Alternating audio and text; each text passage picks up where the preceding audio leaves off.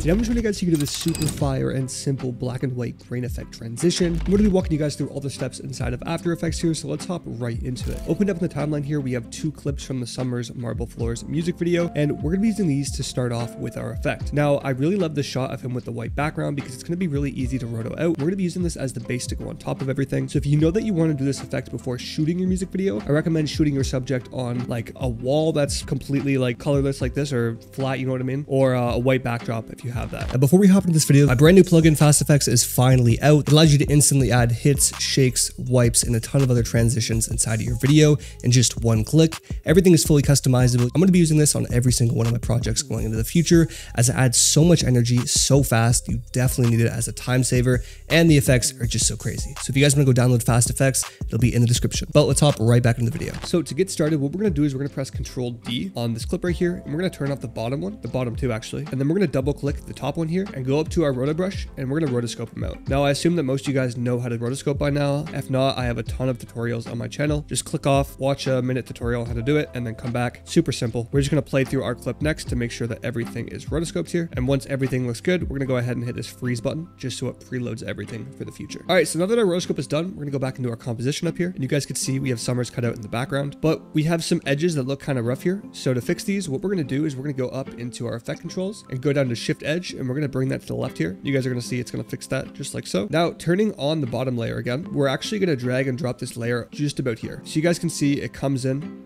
just like that. I'm going to go over to our rotoscope layer now, and we're going to search up something called directional blur. We're going to drag and drop that on our layer, and on the first keyframe, we're going to keyframe a blur length, and then we're going to go about 3 frames to the right, and we're going to turn this up just like so. So make sure your first one is at the highest number, and it goes back to 0 here. You guys can see we get a transition of it coming in super clean like that. If you want it to be more intense, you could just turn this up.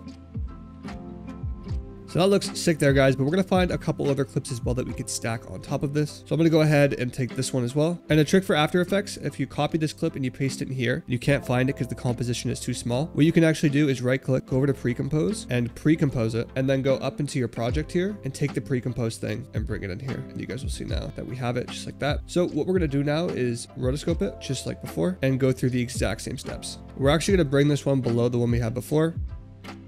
We're going to scale it up just like this. We're actually going to copy the directional blur on it. We're going to paste it on this new one here. Just going to turn it down a little bit on this one. I think it's a little bit too intense. And we're going to take one more clip and put it up here. Instead of taking that one more clip, I'm actually just going to duplicate this clip for the sake of this tutorial. Bring it over here like this, resize it like that, move it to the right, and then turn off the audios. We're going to end our clip right here. So a little bit more sauce to make this look a little bit nicer. What we could do on the background clip here is we're actually going to go and we're going to search up Gaussian blur, and we're going to put that on our background clip here. But what we're going to do actually is set the blur keyframe about here. And then as this one transitions in, we're then going to go ahead and turn up the blur in the background here.